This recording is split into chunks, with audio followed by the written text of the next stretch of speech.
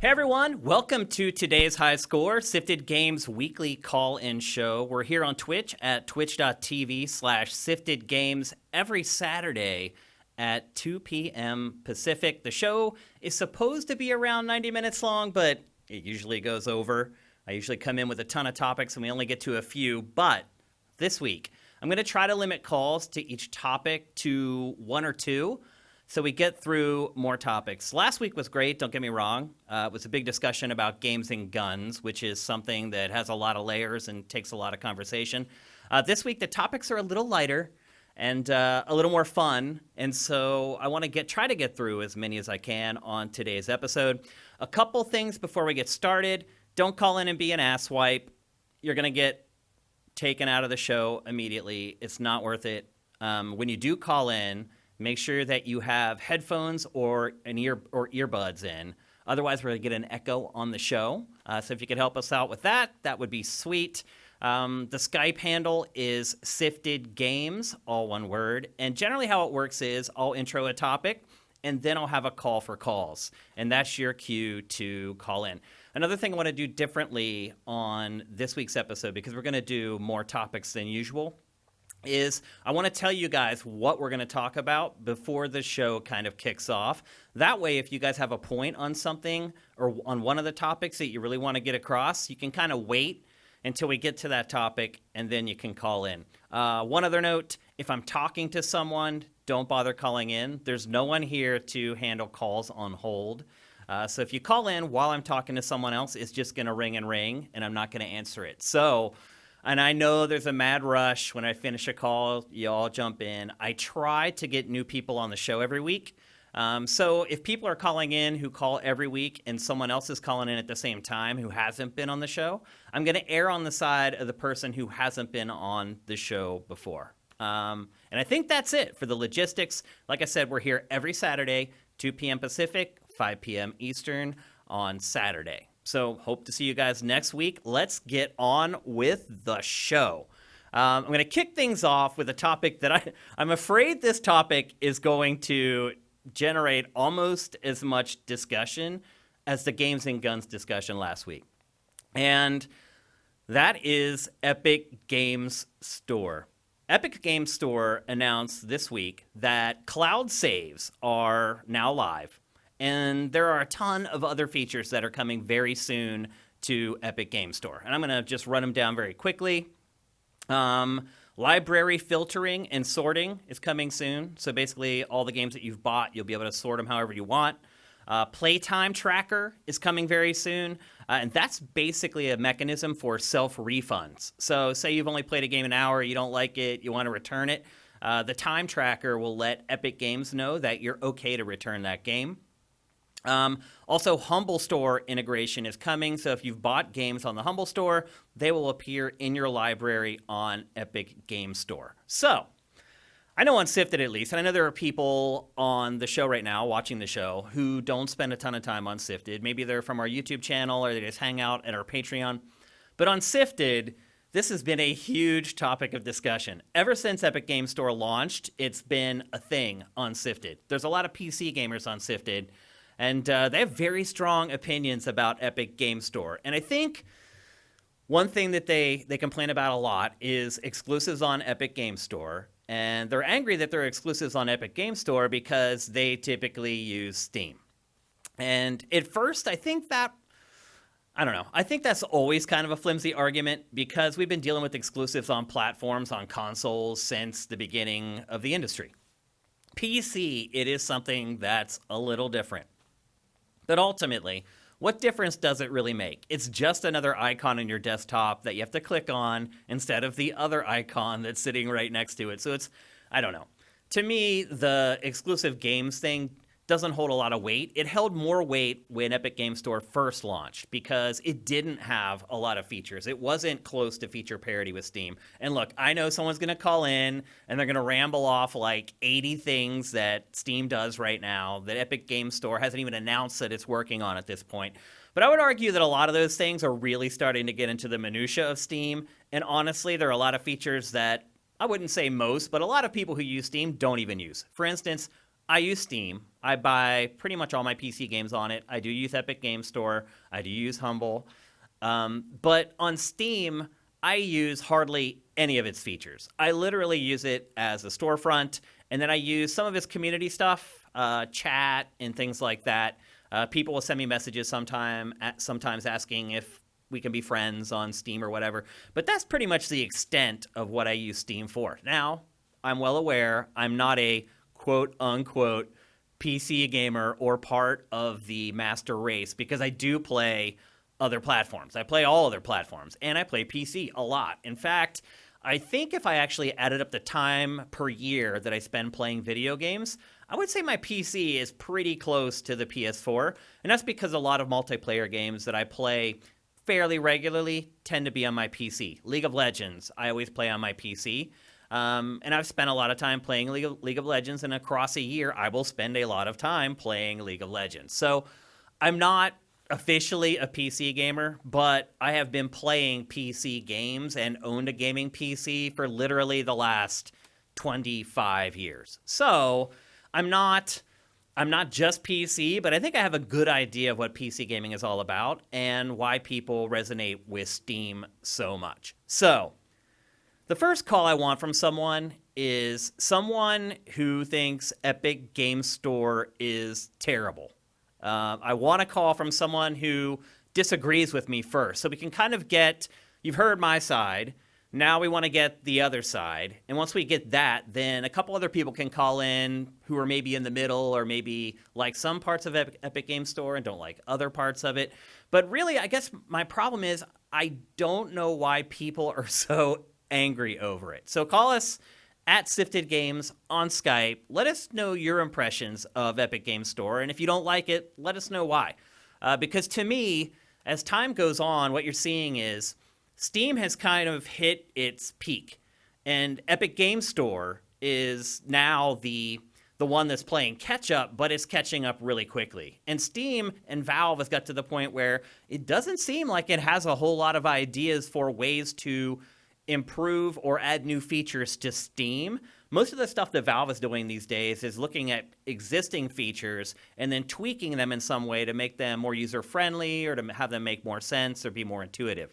So I think over time, the gap between Epic Game Store and Steam is just going to keep narrowing and keep narrowing until it gets to the point where they're basically at feature parity.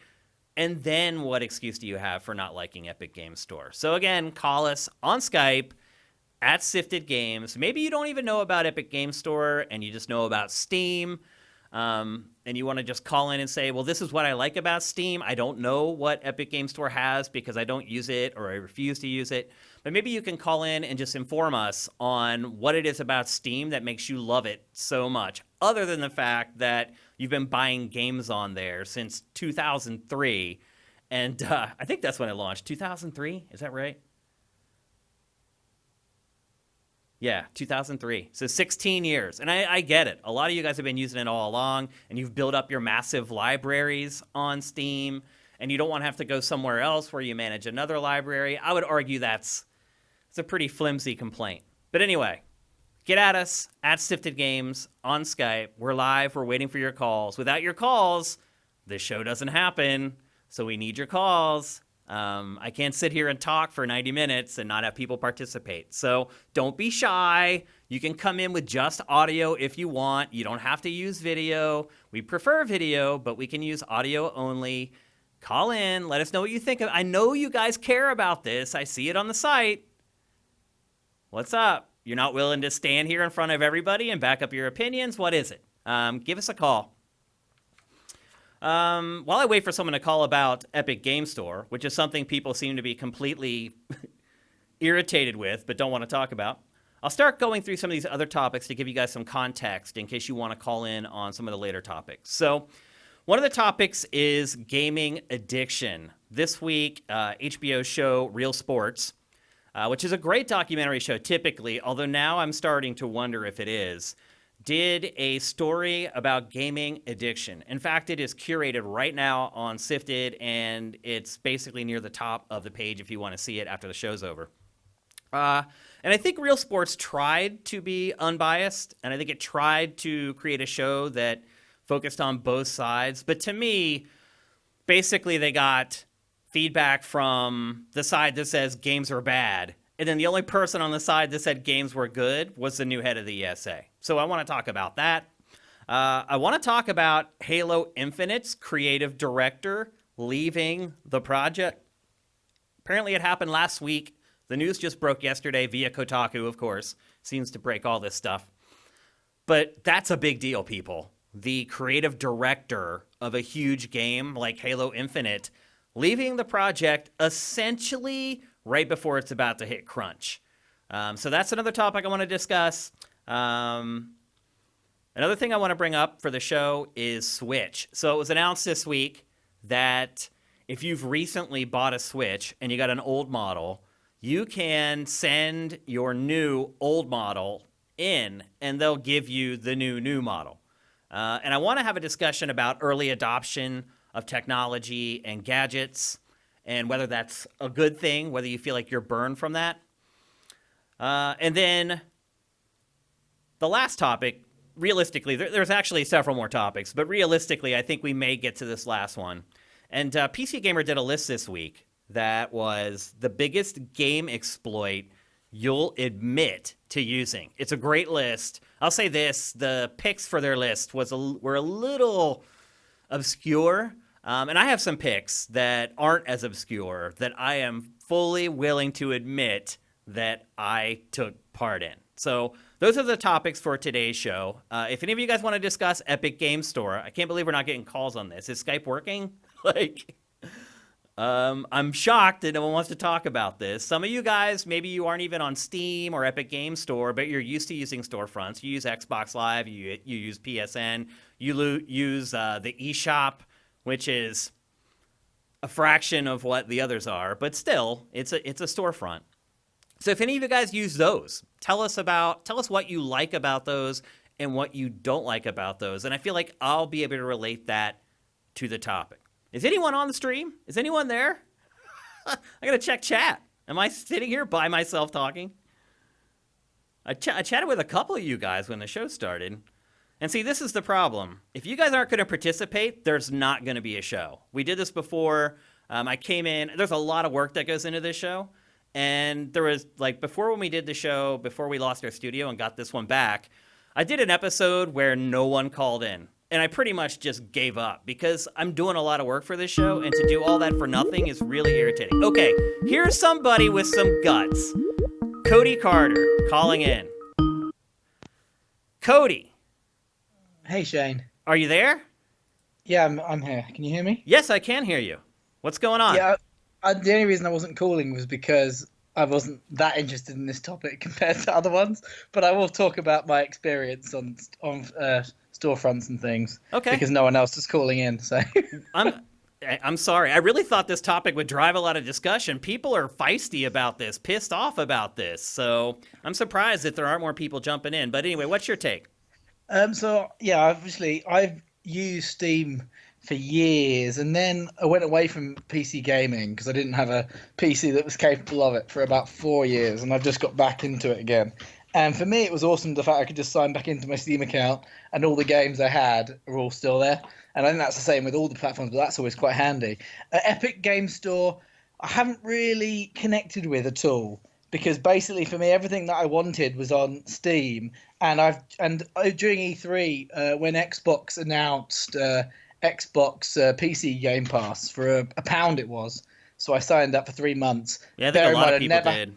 Bear in mind, I've never had an Xbox before in my life. Oh wow! Congratulations. So I'm playing games that I'd never played before, so that's quite cool. So I've quite enjoyed that. So Halo Wars 2 was on there, so I've played that all the way through, and that's those kind of games on PC I like. So I really enjoyed that. So that was quite cool, and I don't mind their storefront actually on PC. It's actually quite easy to use, and actually in the last few weeks it's started to get even more and more games. They're definitely loading it up now. To start with, there was a handful, and now they're just adding more and more, which is good.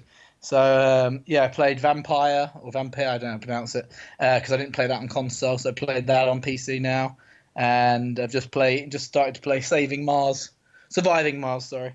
So that's cool. But yeah, no, I don't really understand people's fuss about it, if I'm honest. But maybe, as I said, because I'm not really a massive PC gamer to the point where I'm more of console, but kind of dabble with PC. Because I've always been on different platforms because I've been playing Blizzard games before on PC, so I always had to use their frontage, and then obviously with Steam. So I think I'm a bit more. I'd kind of move around to whatever has the game on. I'm not really worried about having a different interface on my PC. I do agree though, like having Steam with your friends and friends list, and that's quite established from when I used to play. So obviously sign back on, and they're all still there, and so that's quite useful. But I don't understand why people are so upset on Sifted.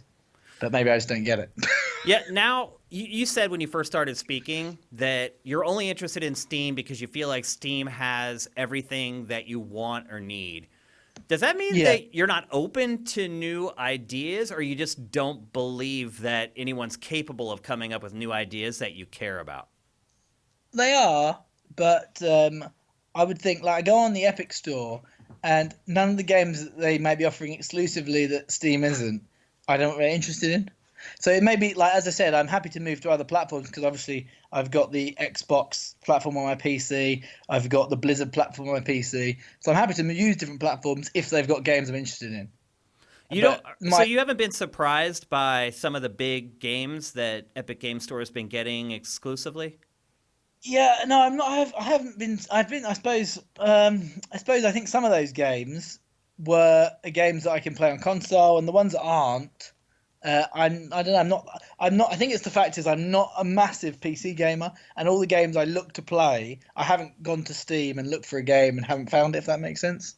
No, that makes sense I totally. wanted to play. So if it got to the point where I looked for a game on Steam and it wasn't there, then I would probably look on Epic, and if it was there, then yeah, I'd jump in. But at the moment, I haven't got to that point. But you, for you personally, you don't care that you have two storefronts on your PC. You're okay with that? I'm not. I'm not worried about it at all. I just kind of go to where the games are. But that's kind of the way I've always been. Obviously, I'm a big PlayStation 4 and Switch, so I've not really been an Xbox person. And if it wasn't for Xbox Game Pass, I probably still wouldn't have played in these Xbox games. I don't see myself ever buying an Xbox. Put it like that. Which That's says interesting. quite. So you're saying that the deal for Game Pass actually got you on the platform for the first time? Yeah, so I can see why Xbox pitching It's like pushing towards it instead putting of their saying we software. sell a billion consoles. It's like we have this many subscribers. Yeah, because actually that's got me on the platform. I still haven't decided whether I'm going to resubscribe after the 3 months, Uh huh. but at the moment it's looking quite. I probably will, but I'm still on the fence. But so far I've enjoyed the 3 months for $1, and we'll see what the step up is, and I'll make a decision then I whether mean, I it's stay hard on to the platform. complain about 3 months of unlimited games for $1. Exactly. So this summer I've literally played all the Xbox, sorry, the Xbox, the PSN freebies and All the yeah. Xbox Game Pass games that are on there. So because it's been spending money on other things, so it's been quite useful that I've still been able to play with games and not actually spend any money. So why do Well, you obviously, think but why do you think people are so pissed off about this? I think people don't like change. That's human nature. Yeah. In I mean, any that's really what it comes down to. in any situation, people hate change, and that's why people with that's why Fortnite is still so successful because people have all invested in it. And like people will go and try something else, but then they'll go, oh, well, let me go back to my comfort zone, if you know what I mean. No, I know So where exactly what you mean. so that's Steam for them. Like for me, when I got my gaming PC, the first thing I downloaded was Steam. And that's no one told me to do that. That's just because That's there's what where you're my games supposed are. to do. Yeah. Yeah, so it's kind of built into you. So yeah, and then I just me exploring, and then I re-downloaded the Blizzard app, and then Uh-huh. obviously then Xbox announced the PC Game Pass, and I was like, oh, I'll see if I can do that. And it was interesting because at the time it said it wasn't compatible with my PC because of some updates. So I Oh. contacted Microsoft, and they sorted out my PC for me remotely Wow. so it would support it. So I've got such a high level of respect for them because it said the updates weren't available. So I contacted Microsoft and they said, "Oh no, it's fine. you are. It's just some reason your PC's not doing the updates. They give us 2 minutes, and they're like, if you're happy with us to take control, and they like did it all, went backdoored it, and downloaded all the updates for me, so it worked. So for me, I've had a great service from them. So that's quite impressive, I thought, because some people would have gone, oh no, you just wait for the update. Oh, The yeah. fact they actually went out of their way to do it. Well, just the fact that you had customer service at all in 2019. I mean, Yeah, anymore, exactly. they're like, hey, here's a chat bot to talk to. I mean, Yeah, exactly. like with YouTube, there's no humans to talk to. None. You can't call anyone at YouTube. No matter how complicated your problem is, there's no human being to talk to. That to me is insane. And that's something that I think helped Amazon become so big in such a short amount of time is its customer service, because people knew if they had a problem, one, they could call and a human being would pick up right away, and two, those human beings were instructed to side with the consumer in almost every case.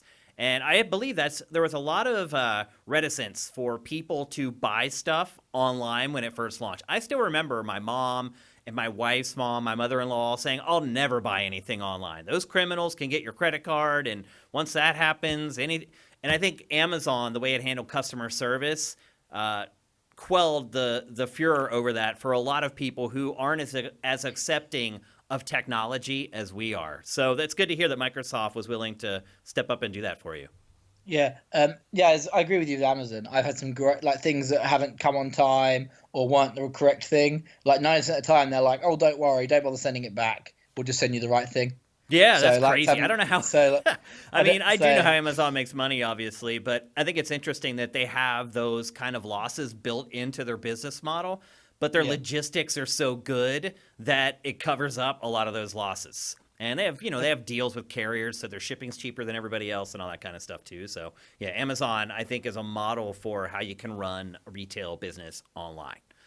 I just realized I haven't had my camera on. I apologize. That's okay. We're totally fine if people just want to call in with audio and don't want to be on camera. I normally do. I just forgot to click the button. Totally fine. But Cody, thanks for calling. Thanks for bailing me out here. I mean, no worries. I really thought there'd be a lot of people that wanted to talk about it. I want to talk about this with somebody who cares about it, but maybe I'm wrong. Maybe people don't care. Maybe they're cool with Epic Games Store. I am, but I don't know. Yeah. Well, I might if no one else calls in later. There's some other topics I'm more interested in, but I thought I'd just give my 2 cents for this. Thanks for bailing me out, Cody. You're the man. Dan, not Cody. Oh, your name? Oh, it's Daniel McAndrew. When the call first happened, it said Cody up there. That was Daniel. All right. My apologies. All right, I'm going to give you guys 5 or 10 seconds to call in about this topic, and if not, we're going to move on. Again, really shocked that none of you guys want to discuss this, because a lot of you guys have been flaring off on Epic Games Store for a while now. All right, we got a new call. Hi, and welcome to today's high score. Who do we have on the phone? I'm going to start asking now before I assume. Oh, we just lost them. In fact, we just lost Skype for some reason. All right, whoever that was, call back in. I don't know why my Skype just closed. I certainly didn't close it. All right, we're back. So whoever just called in, give us a call back.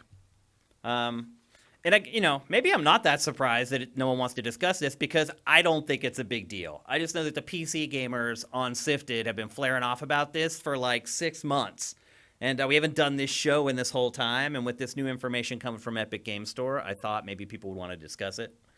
And again, whoever just called in and got dropped, call back and we'll get you on the show.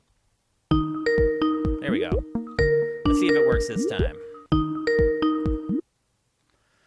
Hello, and welcome to today's high score. Who do we have? Hello? Oh, their mic must not be working. They're there, but we're not getting any audio. Okay, we'll end that call. Maybe try again. It looks like that was Snub Barracuda trying to call in. And again, this show doesn't happen unless you guys participate. So I'll give it 5 more seconds. If they don't call back, we'll move on. Hope you guys are having a good weekend playing games. I'm still playing Fire Emblem Three Houses. I do think I am at like the last battle in the game. And I have completely walked through the last like 30 or 40 minutes of that game. All right, let's try again. This looks like it is Snub Barracuda. Hello, and welcome to today's high score. Who do we have on the phone? Their mic is not working. Okay. Well, I thank who's trying to call, but your mic's not working. So we're just going to move on. We'll go to our next topic. So, gaming addiction. We talked about this on Game Face after the World Health Organization decided that gaming addiction was going to be classified as a disease. And Matt and I were not happy about this. I admitted that maybe I might have a gaming addiction problem. Matt said no right away. But I don't know if you guys noticed or not. Like a month or so later, he came back on the show and he gave an example in his life, unsolicited.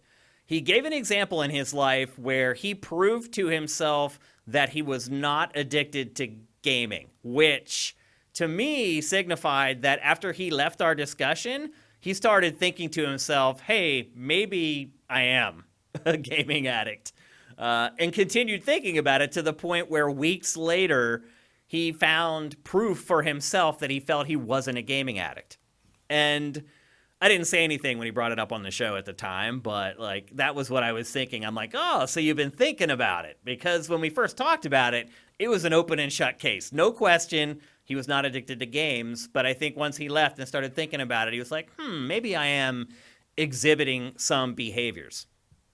The episode of Real Sports that covered gaming addiction is running right now on HBO. So if you want to watch it on HBO, you can. I'm sure it's on HBO Go and HBO Now as well if you want to check it out there. It's on Sifted. It's on YouTube. It's all around.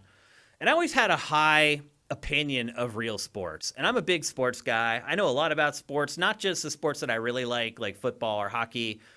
I know a lot about sports in general. And when I watch that show, usually I feel like it does a good job of presenting both sides of everything, if it can. Now, sometimes it will go to people to get comment, and those people will just refuse to participate. And in that case, you can't really fault the producers of the show. This was different, though. So it's about, I'm guessing it's like a 10-minute segment, maybe a little longer. And most of the interviews that it does with people on the show are parents of addicted gamers who have already admitted that they have a problem. And then they talk to, I want to get his name correct here, Stanley Pierre Louis of the ESA. He is the new ESA president. And that's it. That's the only person they spoke to that stood on the other side and said, you know what, gaming isn't an addiction. It's a parenting issue. It's a self-control issue. The problem is he never expressed those points. He never said like, hey, maybe parents shouldn't be using video games as a surrogate babysitter. He never said that, hey, maybe some of these people who are gaming addicts lack self-control and act on impulse, which is something people do all on their own without any outside stimuli. Instead, he decided to focus on the fact that the ESA and the gaming industry focuses on self-regulation. Now, that's a fine talking point. That's something that should have been brought up, undoubtedly. But when he asked him what kind of self-regulation you're doing, I mean, lowest hanging fruit right there is the ESRB and video game ratings. He does not bring up the ESRB. He acted cagey during the interview. There were questions that they asked him where he gave kind of like a sly face and basically like the "you got me" face, and I'm not going to respond. He did terrible. And I've heard so many good things about him, not just from Pachter, who loves the guy, but from almost everyone who's worked with him. So to me, they could have found tons. They could have talked to games journalists. They could have talked to the EIC of Kotaku or the EIC of IGN. They could have talked to Pear from IGN, someone who's been in this business for like 30 years. They could have talked to me. I've been in the business for 25 years. But they didn't. They didn't talk to anyone like us. They talked to Again, the head of the ESA, which you would think if you're not in the games industry and you want to do a story on the games industry, that might be the only person you need to talk to. So again, I can kind of understand the producer's perspective on that. But it was terribly slanted. So they talked to a gaming addict who said that he had got to his breaking point where he was going to commit suicide all because of his gaming addiction. Didn't have anything to do with anything else, nothing else going on in his life, nothing to do with his significant other. He didn't lose his job. He didn't get kicked out of school. Nothing in his real life, he said, impacted his gaming addiction and made him addicted to games. He blamed it all on the games. There's even a section of the story where they go into a casino. And this, to me, was the part of the story, the feature, that made the gaming industry look the worst. Because what they did was they took footage of slot machines and then basically just superimposed it over top of footage of loot crates being revealed. And they look the same. Because a lot of the loot crate screens, they have like 3 things, and there were 3 bars on the machine in the casino. And I mean, it looked like gambling for kids. And to me, I think if you're an advocate of the other side, that was probably the most compelling part of the mini documentary. The guy who was addicted to gaming, who blamed it on nothing but gaming, said that games are designed to make you want to keep playing them. Duh. What product that is manufactured by any company in the world is not designed to make you want to use it more or use more of it? Even toothpaste. So watch a toothpaste commercial sometime and look at how much toothpaste they put on the toothbrush, basically signifying to you, this is how much toothpaste you're supposed to use every time you brush your teeth. It's like 1/20th of the tube. So all industries do this. They all try to market their products, design their products, advertise their products in a way to get you to buy them as much as possible and use them as much as possible. So games are no different in that way. Here's the craziest thing from that documentary, though, is there are recovery centers for gaming addicts. Not just the crazy ones in Korea, and there are crazy ones there. They showed one where a guy uses shock therapy on a person's brain to reprogram their brain to not want to play video games. That's in Korea. And you've probably read stories about that on Sifted. You've seen stuff about that on the internet. The one in America is just like a drug rehab place. It's out in the woods on this lake in idyllic landscapes, and people get together for group meetings, and where they share their feeling. Like, they didn't have any of that stuff in the documentary. I have a feeling because it's just so absurd. I mean, it's hard for me to imagine feeling sympathy for someone sitting there crying because they played too much Call of Duty. I don't know. Maybe that's just me, but it is. The crazy part about those rehabilitation centers is that it costs $50,000 a month. It's a scam. Not just a scam. It's a scam where the people who are perpetrating it are literally making millions of dollars. They said they have a waiting list for that place for months. And the people who are in there were like, oh, I waited for like months. I'm so glad I finally got in here. Here's what I think. I think all these people have no self-control whatsoever. And they're blaming it on video games. There are some people who are just obsessive compulsive. It's OCD. It's something that you're diagnosed with. It's real. And OCDs can be for anything. There's people who are OCD about doorknobs. And before they touch a doorknob, they have to spin a full circle before they feel okay touching the doorknob. People can get their OCDs over anything. So yeah, do I believe that someone who already has OCD would become an insane gaming addict if they get into video games? Absolutely. But nobody blames the doorknob when someone's obsessed with doorknobs for their OCD. Why are they blaming video games? Get at me. Get in on this conversation. I know this is something you guys are passionate about. Give me a call at Sifted Games on Skype.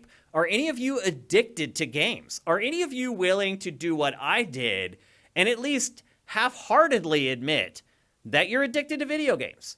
Have you ever stopped and really thought about how much you play games? That's what I did when we talked about it on Game Face. I was like, wait a minute. Wow. And I do have an out, kind of, because this is my job. It's my job to talk about video games. I have to play video games so we can do Game Face, and I can do this show. And I don't sound like an idiot. I know what I'm talking about. I have to play the game. So I have an excuse, an out. But even with that, I was willing to accept that probably on some level, I'm kind of addicted to video games. And the thing about addiction is addiction something that's the fault of what you're addicted to, or is it your fault? And are all addictions the same? Because there are some addictions that physically make you addicted. Cocaine, physically addictive. If you do it enough, you get hooked on it. Your body gets hooked on it. And if you don't do it, you have some form of withdrawal. Heroin. If you do heroin and you try to come down off heroin, you get deathly sick. You feel like you're going to die. It's like a week of detox from heroin. Those are addictive drugs. That's one kind of addiction. Then there's mental addiction, where you think you're addicted to something, or mentally you can't get over the hurdle of obsessively doing something. And that's games. Games aren't physically addictive. And then there's kind of a third angle, which is confusing addiction with just really liking to do something. It's like my mother-in-law. She likes to quilt. She quilts all the time because she loves it. Is she addicted to quilting, or does she just love quilting? There's all kinds of gray areas here with this discussion. Again, give me a call at Sifted Games on Skype. Again, I can't do the show without you guys. If you don't call in, we're going to shut her down. I can't just sit here and babble by myself for 2 hours. I could. All right, we got a call. Let's see if it works this time. Hi, welcome to today's high score. Are you there? Shane, how you doing, man? Sorry about earlier. Having some technical difficulties over here. Totally all right. Who is this? This is Snub Barracuda. What's up, Snub Long-time Barracuda? viewer, How are you fan. doing, man? Not too bad, man. How you been? I've been pretty good. It's been crazy the last month since we got in here, setting everything up, getting in the groove, getting this show up and going again, all that kind of stuff. But otherwise, pretty good. Good to hear. Good to hear. So I want to chime in a little bit about the game addiction thing. Okay. And I kind of agree with you a lot. I would definitely consider myself a game addict, actually. So you are willing to admit, at least on some level, the games themselves are compelling you to keep doing it. Well, I mean, yeah, they're fun. I'm addicted to food because food's good. Tastes good, I'm yeah. addicted to, I'm an addictive personality. That's just the kind of person I am. If I decide to do something or I like something, I kind of overdo it sometimes. That's just how I am. So you do that. What other things do you do that with? You don't have to get too personal, but what other kind of innocuous things? Everything, smoke, drink. Oh, really? I've cut down. Are you hungover this morning? When I decide, I'm actually not. No. I don't really get hangovers. I don't know why. Because you drink so much. That and the discipline. I know my limits and I know my pace. So fair enough. I can stay drunk pretty much and not have a hangover somehow. You're a lucky man. Lucky dude. But yeah, I mean, that's just my personality and it's kind of just how I am with everything. I don't blame the game. And it's just anything. You can, there's a fine line between doing something you enjoy and doing something you're addicted to or whatever. I don't know. I don't know where to draw that line. Am I addicted? Is it something that maybe could cause withdrawal symptoms or make me unhappy or something like I'd be at work and can't wait to get home and play a video game or something. But I think that's just that's human just behavior. because you like to play that you're enjoying playing the game, right? Exactly. It's a very fine line trying to draw that line between a disorder and just living life. I guess. Yeah, I think where the line is drawn is, are you doing it because you're enjoying it or are you doing it because you feel like you have to? Yeah, Isn't that what an addiction is? Your mind telling you that you have to do it? Not that you want to do it, but you have to do it. I don't know that I can distinguish the two, to be honest. Really? Maybe that's my issue. We're here for you. Let's do a therapy session. Something that you're doing in like disregarding your life or your health or something like that at the detriment of something else. That's how I've always thought of it. Like smoking, like you're killing yourself over something your brain knows that is stupid, but you do it anyways because you're physically, mentally addicted. Now, smoking is physically addictive. That's a big Right. difference. I mean, And literally, habit. nicotine is one of Habits- the most addictive drugs on the planet. Yeah, I started smoking when I was like 12 years old, so I was kind of an idiot. Wow. when I was young. How tall And are you? 5'11". I'm joking because I don't know. I'm sure they told you when you were young sure that affected if me. you I'm smoked, sure it affected your cancer. growth was going to be stunted, right? Most of the other friends that were bad like me and smoked and stuff at a young age, most of them did seem like they came out smaller than all their family members. Really? So, Interesting. definitely. That's kind of crazy. There's that. I have don't not know. seen that people who I knew who started smoking in their teens are smaller than other friends, but It's kind of like the gateway thing, though. They didn't just smoke cigarettes. They smoke pot, drink alcohol, Right. like do whatever they wanted. So yeah. I'm sure there's some mix of things. I don't know necessarily it was cigarettes. Maybe it's just lifestyle choices. I don't Yeah, I know. mean, cigarettes are physically addictive and crazy addictive. Definitely. So, Definitely. I wouldn't say that anybody who is quote unquote addicted to cigarettes are weak mentally. Like, I just think that that's what happened to human beings when they consume nicotine. Yeah, it's a kind of a tricky subject because they're like engineered to be as addictive as possible without Yeah. doing anything for you. Yeah. But there's definitely I think a huge part of it's the habit, the mental side of it. Like when you're trying to quit, I tried to quit probably 15 times before it finally took. And So you've quit now. You don't smoke anymore. oh yeah, it's been 3.5, 4 years now. Congratulations. Thank you, appreciate it. How did you quit? Actually, they legalized pot and all this stuff in Colorado, and I would vape or something every now and then when I'd get an inkling. Because that habit, just wanting to put something to your mouth and having like sensation of things going down your esophagus into your throat, into That your lungs, stuff like that. repetitive movement, Yeah. all of it. It is crazy like a how little your bit of body a- almost gets addicted to stuff like that. Yeah, like the habit of it, just doing it. Like when I'm sitting idle and I have nothing to do, it's like it's just something to do. My brain is attached to that, plus the feelings of it. Like I was saying, like sensations down my esophagus and stuff. Like almost miss that feeling. Yeah. So do you just, think like, gaming having has anything an to take equivalent to place that, where it's just the feeling of having the controller in your hand and using the buttons and the sticks? Maybe. I never I really know, thought like, about just, it, but maybe there is something Maybe if to you're a it. PC gamer, or if you're a mobile or PC gamer, maybe just doing the Twitter thing, you're still getting your dopamine kick and everything, and Yeah. you're still actually on your device. Now we're looking at B-roll right now of esports athletes.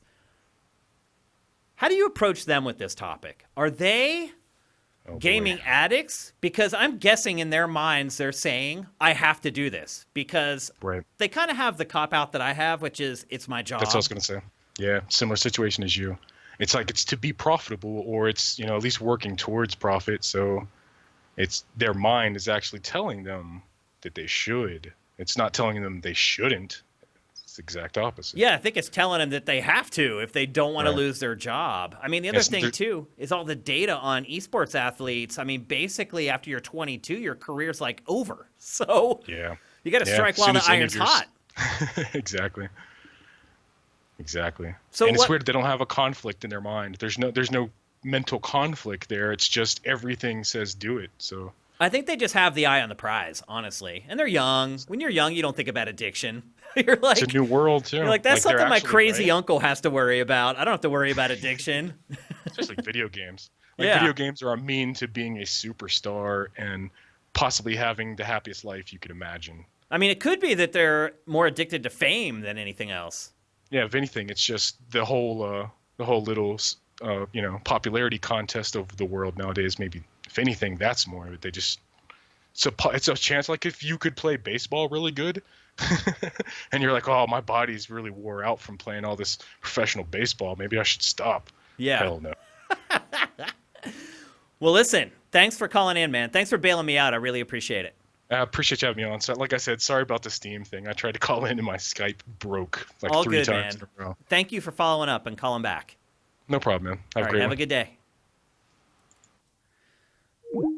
Another thing today when I was preparing for this show, and he kind of started talking about it, was the addiction to fame. I think narcissism, the drive for notoriety, the drive to be noticed, the drive to not feel insignificant can drive addiction too. Today I was thinking about it. Like, people always ask me, what's the best thing I can do to become a games journalist? What do I need to do to break in as a games journalist? What I realized today is that really all you need to do is get a big social media following. If you look at a lot of the recent hires at some of the bigger gaming sites, they're basically people who have no journalism experience and just have a ton of followers on Twitter or Instagram. So in some ways, that addiction, the addiction for likes, the addiction for followers can actually pay huge dividends for you in your life in 2019. And it's not just games journalism, it's everything. All media anyway. Everyone's looking for people who have the most followers because I think they feel like they can train people up and get them to do the job ultimately, but they bring something that other people can't bring, which is a built-in audience. And we'll see what the long-term implications of that are, if that affects journalism at large, not just games journalism, but just journalism in general. Because really the drive is to reward people who flourish on sort of these narcissistic platforms where they sit and talk about themselves all day or share pictures of themselves all day or say, hey, look at what I'm doing right now all day. There's rewards for that. All right, we have a call coming in. Let's see who this is. Hi, and welcome to today's High Score. Who do we have on the phone? This is Lee. Lee, thanks for calling back, brother. Yeah, no problem. You were great last week on the show, man. Thanks for calling back.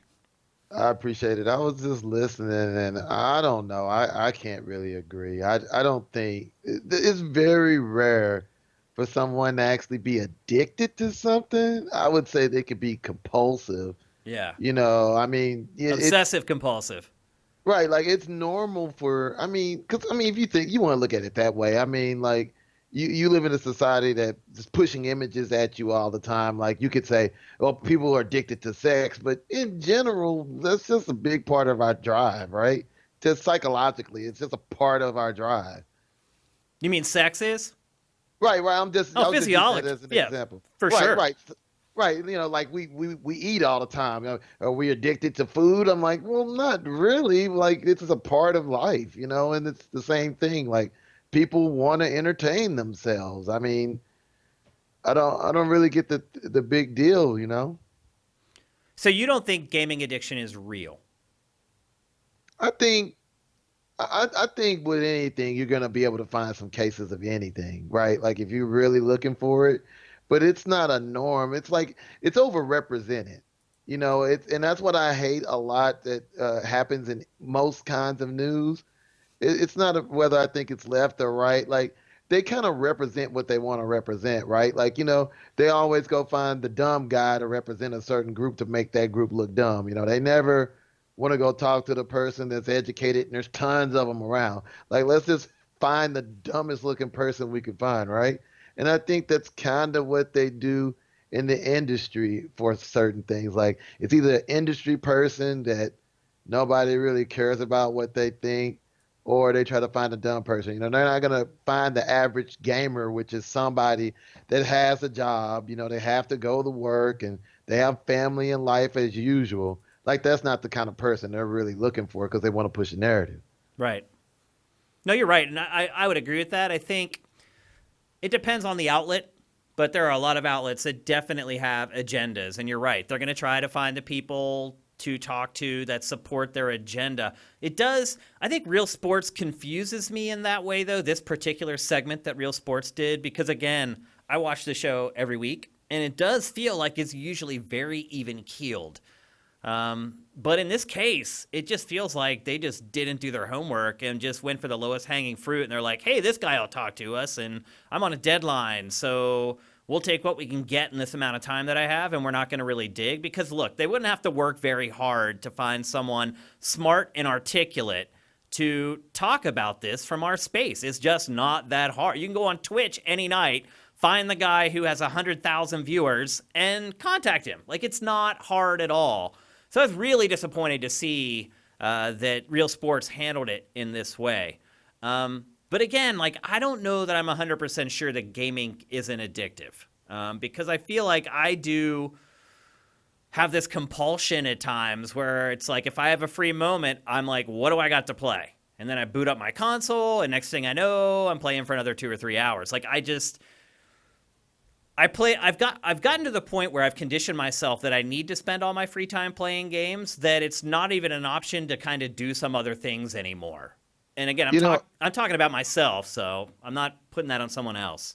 No, no, I understand, but I'm gonna tell you, I think the reason I say you're kind of judging yourself harshly. So once you make a civilization, right? The whole point of a civilization is to make things easier so you have more time to do stuff. So then you start saying, what am I gonna do with myself, right? Yeah. So I tell people, if you want to go back in time, you're gonna find people were looking at the stars and mapping the stars. Why? Because they just didn't have anything to do once they didn't have to hunt around for food. Well, They thank had to God they do did, but something. you're right. Yeah. Right. So it's the same thing now. I tell people, like, I mean, like, really think about it. Like, what do you do with yourself? Like, I've always said this, like, if the world becomes automated, we automate mostly everything. We have robots to serve us. Like, what are we going to do with ourselves? Yeah. We got to Honestly, find something to I think do. my wife, and I hope she's not watching this, but I think my wife has kind of reached that point. She works really hard and she works a lot of hours. And I think because of how much she dedicates herself to her job, that she's kind of closed herself off to a lot of other things in life.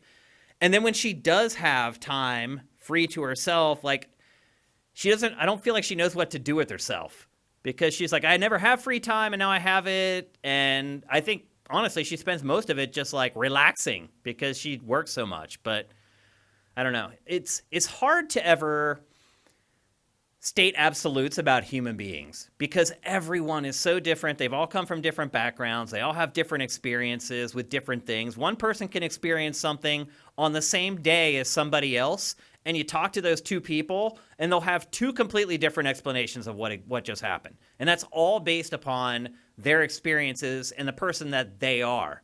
So I always kind of recoil when people try to pigeonhole all of humanity or all one group of people into kind of one corner and say this is the way they are and this is why they're the way they are. I'm really nervous about doing that type of stuff. Right. I would say that, like there's some general statements you can make. Like, people are more obsessed with themselves now. I'm like, yeah, Yeah. because we have more time to ourselves. So I go, well, yeah, that's true. But to say that drives us to be, I don't know, more violent, or it drives us to not care about each other, I'm like, well, I mean, really? I can't remember where I saw it last night, but I was watching something. Someone was talking about how social media makes people feel worthless because most of us have really boring lives. I have a pretty boring life. Like, you guys see most of the fun stuff I do. I'm on camera when I'm doing the fun stuff in my life typically. So you guys see all of it. When you guys don't see me, I'm just grinding away, working on site-related stuff or just taking care of life stuff.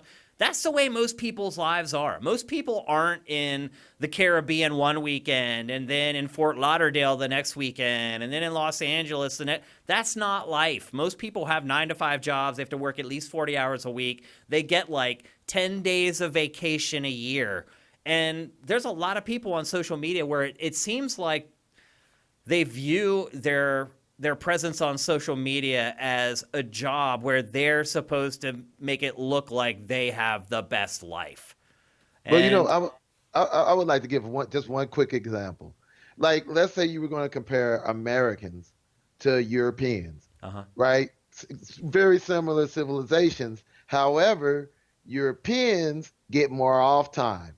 So Yep. they play games just as much as we do, Yep. but their communities are closer knit because they get more time To off. spend with So, each other. You're right. Yep. right. So I tell people, I'm like, but they're what, second in game sales in the world? Yeah. So I'm like, so it doesn't stop them from doing things. I tell people, like, our infrastructure doesn't allow you to travel like you can in Europe, and you don't get the time off like you do in Europe. So I tell people, so yeah, it makes it seem a little worse, but in reality, it's not much of a difference.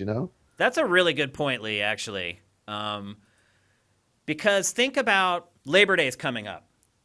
And Labor Day and weekend and like long weekends like that tends to be where the most people go out and interact with other human beings. Labor Day is people go to cookouts at other people's houses. Those are generally the most memorable times of the year for most people when they're interacting with other human beings. But I feel like how technology has advanced in our society over the last 10 years, you don't have to go anywhere anymore. You don't have to go anywhere for anything.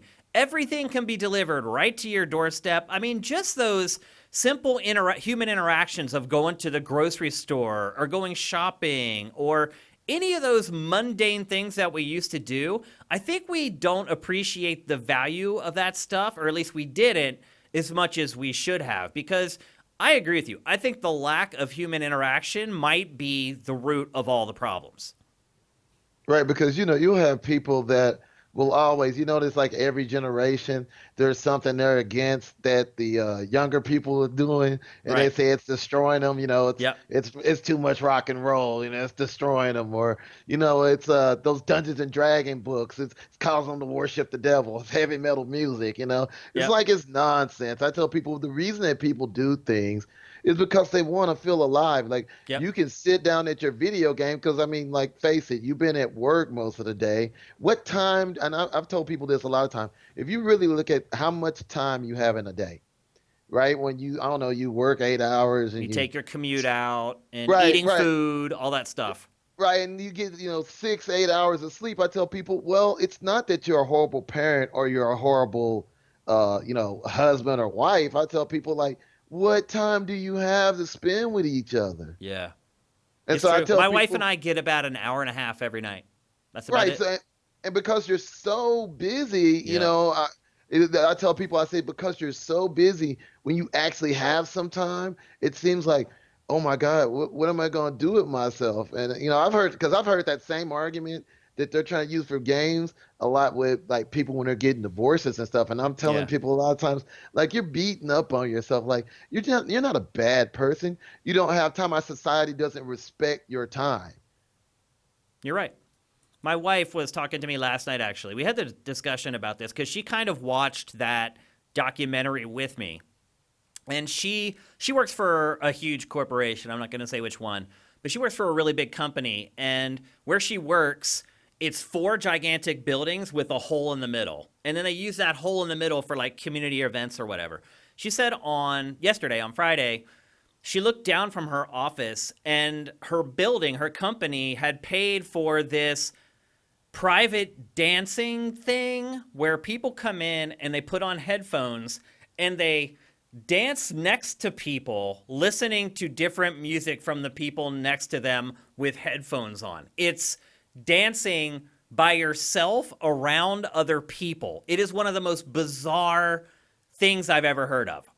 But it also kind of encapsulates this generation of tech-raised people who are now becoming adults. They've been isolated their entire life because they don't have to go out and do anything, to the point where they would rather, on their lunch break, go down into this weird courtyard, put on headphones, and dance by themselves with other people dancing by themselves than actually just go out to like a club and hear some good music and dance with other people. Like, it's just, I don't know. It doesn't compute for me. Again, I'm from another generation, and I'm also from, I'm from the dance music scene, and that to me was all about face-to-face interaction with humans while you dance. Watching someone else express themselves to music while you do the same and kind of vibing off of each other. I feel like all that kind of stuff has just been lost. It's like they say about the mental health issues. I tell people the reason that we have the mental health issues is the same thing. Because I tell people, like, you're caught in a cage. You can't go do anything. So you want to feel alive. You need something to do. I tell people, like, I don't know, if we could blow up all the power plants in America, people wouldn't go nuts like people make it seem like. I'm like, find them in Some 90 would. I days. think some would. Well, right, maybe, like, I mean, from lack of resources, but I'm saying, but those people that had resources, they just turn into regular people. I'm like, because they didn't have the ability to actually do anything else before. So it'll force some interaction, but I don't think it's that they didn't want to interact. Like they can't interact. Like their life is built on a 40-hour work week. I think it's overkill. I've always said it's overkill. Yeah, I wish I lived in Europe. I would like to get 6 weeks of paid vacation every year as mandated by the government. I mean, a lot of people don't get any vacation at all. They're working 3 jobs at minimum wage just to make it, and they don't get paid vacation at all, and they're just on this squirrel wheel. It's crazy what's kind of happened, but Which is why you never see Europeans really wanting to immigrate to America. Notice that. why would they? Why would they move somewhere where they get no vacation, no health care? They know already it's cutthroat here. It's like survival of the fittest. Like, why would anybody move here? Like, it would make no sense whatsoever. I totally get it. You're right, though. That's a good point. Lee, another great call, man. Thank you so much for calling in. That's 2 weeks in a row you've knocked it out of the park with your calls. So thank you so much, man. Thank you for having me. Yep. Have a good weekend, brother. All right, bye. Lee, we got to start handing out like all-star awards for this show. In fact, we do have some sound effects that we can use to reward people, and I'm going to give Lee a. All right, so let's move on. Like I said, we just want 1 or 2 calls on each topic. We're going to discuss next Halo Infinite. So, to me, Halo Infinite was in trouble before this even happened. So, I know some Halo fans are totally cool with the direction Halo has gone in the last couple installments. I am not. To me, it went from one of the premier fighting franchises in the industry to a franchise fighting for relevancy that's just kind of living on its name. There was nothing innovative or groundbreaking about the last 2 Halo games. The best thing I can pluck out of both of them are rec packs. The way they handled their microtransactions, I mean, that's the best thing I can say about the last 2 Halo games. The multiplayer was solid. The campaigns, to me, were kind of trash. But there was nothing really groundbreaking about them. And I'm sure you guys all know Halo is kind of what set console shooters off. It's what made console shooters the biggest genre in the industry, the best-selling genre in the industry anyway. Obviously, your mileage will vary with that. I know a lot of you guys don't play shooters at all. But Halo was the trailblazer. I think to most people it was a trailblazer. To me, not so much, because I played a game called Star Siege Tribes for years before I ever played Halo. So I had kind of been playing multiplayer-focused shooters for a while. But for the average person, if you talk to them about what made shooters big, they're going to name one of 2 games. They're either going to say Halo or they're going to say GoldenEye. It's one or the other. And it's sad to see Halo in the state that it's in right now. And it doesn't help when you're about to enter the most crucial part of the development process, where you take all these parts that you've created and bring them together into a satisfying whole, and your creative director leaves. This doesn't happen. It just doesn't happen. Creative directors on big budget, huge AAA games don't leave the project when it's about to enter crunch. I'm sure people get angry at each other and they want to quit or they want to leave. I don't know if you guys saw the documentary For Honor, where kind of the figurehead of the game over the course of the game's development just gets shoved further and further away from the actual development of the game until he got to the point where he didn't even have anything to do anymore. Still, he came to work every day, if only for moral support. But this guy working on Halo Infinite had decided he had enough, and he just bailed. He just left. They did promote someone from within to take over his duties, and I'm assuming that person has been in on a lot of the conversation and kind of knows the roadmap. But to me, this shows that there's big problems going on in Haloville right now. We have a call. We have someone who wants to talk about Halo. Hi, and welcome to today's high score. Who do we have on the phone? Hey Shane, how's it going? This is Jason. Hey, Jason, what's going on, man? You having a good Saturday? Yeah, it's not too bad. That's what I want to Just hear. wanted to talk about Halo Infinite. This seems like a pretty big deal to me. It's a huge deal. I mean, this is going to be a huge marquee title for their launch for the Scarlet, and if And this it's in title trouble. doesn't knock it out of the park, Yep. I don't see what Xbox has to really rely on. Yeah, I mean, another Forza. They can't get Gear 6 out in that amount of time. So Forza No. Motorsport, another Forza Horizon. They do have all these studios that they just bought, which will pay dividends a little further down the road. My guess is year 2 of the next Xbox is when you'll start seeing all the stuff from those new studios kind of being a part of the Xbox ecosystem. But you're right. You need a strong launch for this console. This just seems like more of the same. They've been having quality issues with the first-party titles, and this doesn't bode well for fixing that. How do you feel about Halo in 2019? I was pretty excited about it. About Infinite? It seemed like they were talking about, possibly adding RPG elements to it or light RPG elements. I figured they'd probably go halfway to what Destiny did, Right. more than just a linear shooter. Yeah. I think you're right. I think they'll find a happy medium because I think what they saw was, hey, the Bungie fans didn't really embrace Destiny as much as people thought they would. No, but that seems like a hard, Division 2 has had problems with that. Anthem, that's a tough genre to nail. Is it? I mean, the loot, yeah. I mean, Destiny's doing better now, but Is the genre hard to nail, or is it the monetization of the genre that's hard to nail? That's probably more Yeah. what it is, really. And that's something we don't care about. Like, I don't know if you noticed, but the new Call of Duty Modern Warfare, has no microtransactions. They took them out. Well, okay, the new one. Yeah, I was going to say the new Black Ops stuff. Oh, Black Ops 4 has tons them. of them. It has tons of them. It's loaded with, Yeah, but the new one that's coming out this year, they took out all the DLC. You don't have to pay for any DLC or map packs. No microtransactions for cosmetics. It's just you buy the game and they keep updating it and you get it all for free. I mean, I don't think it's hard to figure out the monetization part of it either. Just don't do it at all. Yeah, I don't know. This just goes back to what they've been doing with first party. This whole gen, it's been a disaster. Okay at best, and mostly At best. not great. Yeah. I mean, They they're had still Sea of living on Sea of Thieves. Thieves.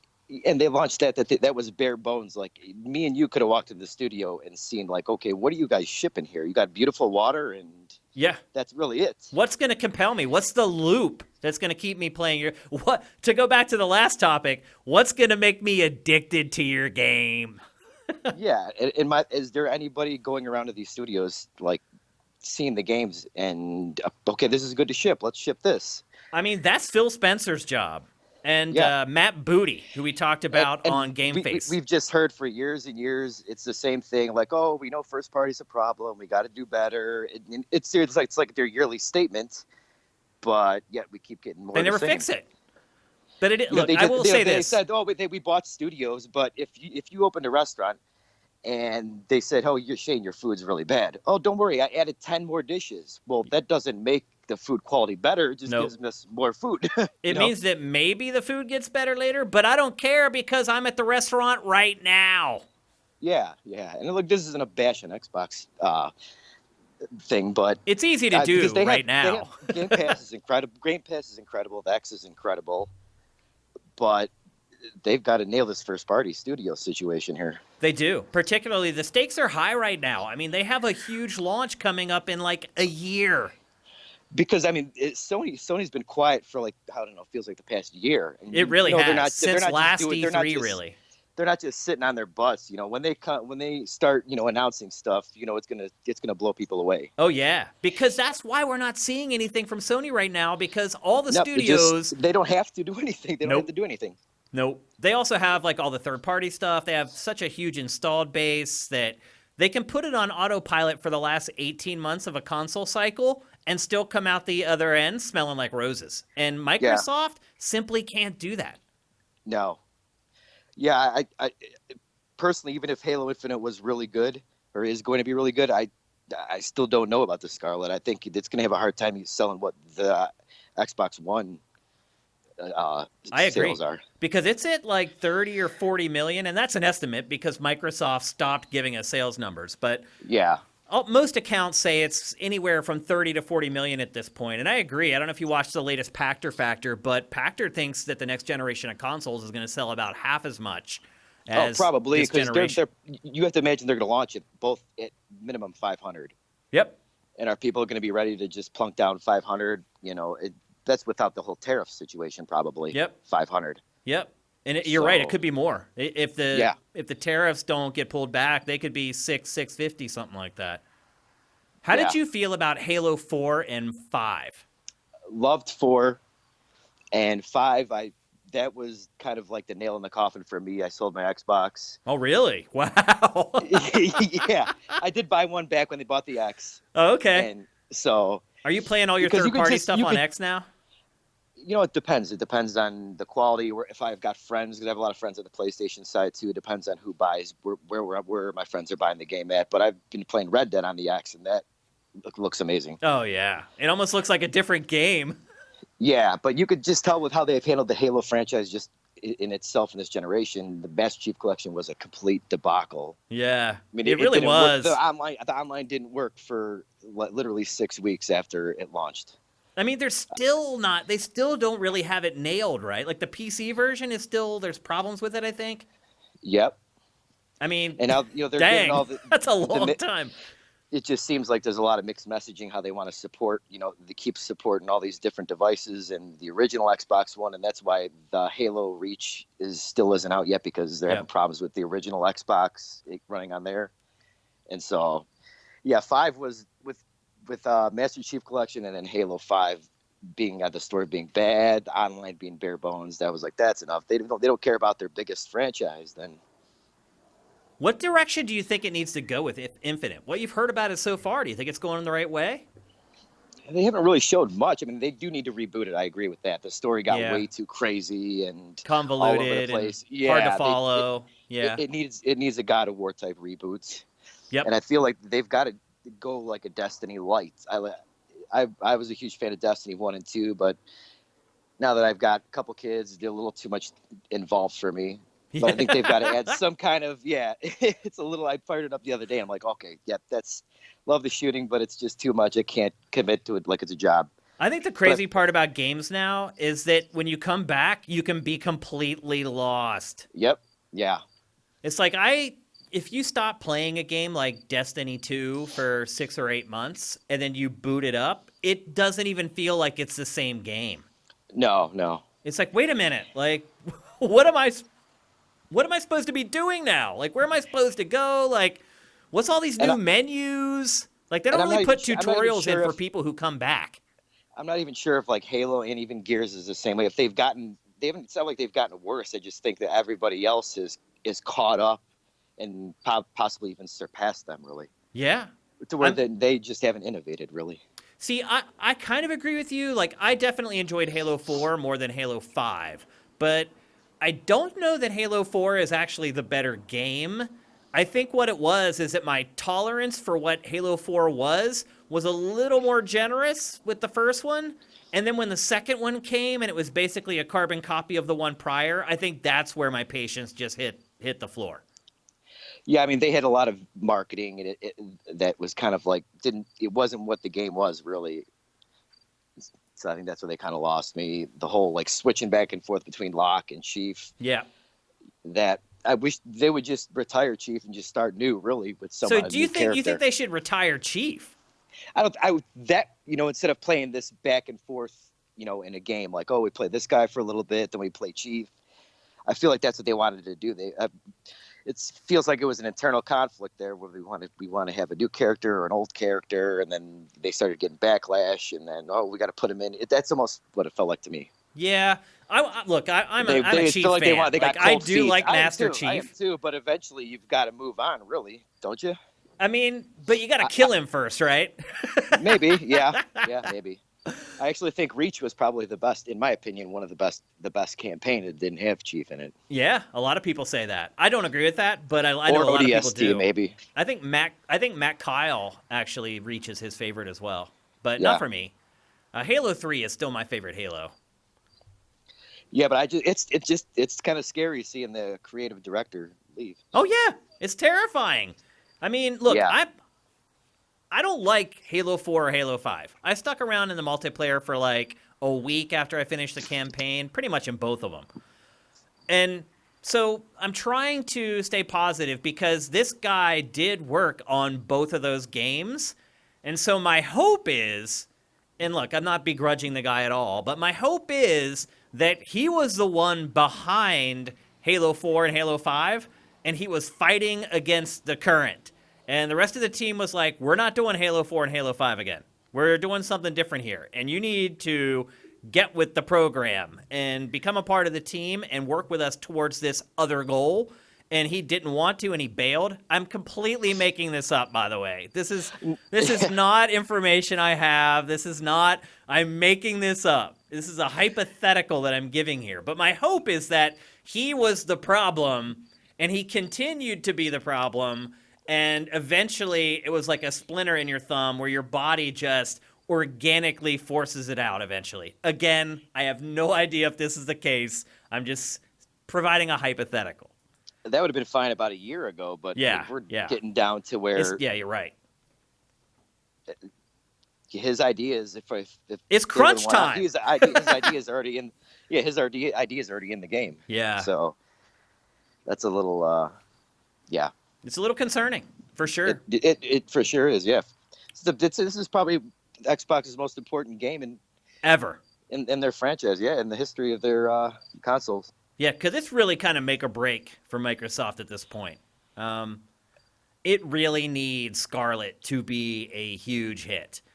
Yes. Look, I don't think Microsoft is ever going to close. I mean, I don't want to say ever because, look, I mean, Scarlet could come out and completely tank, and then maybe Microsoft has to reevaluate. But I don't think that Xbox is this get-rich-quick scheme that Microsoft has going, and that it's no. The minute it shows weakness, it's going to bail or it's going to sell it. Like, I think it would just have to have a disastrous generation, which it almost had with Xbox One, let's be honest.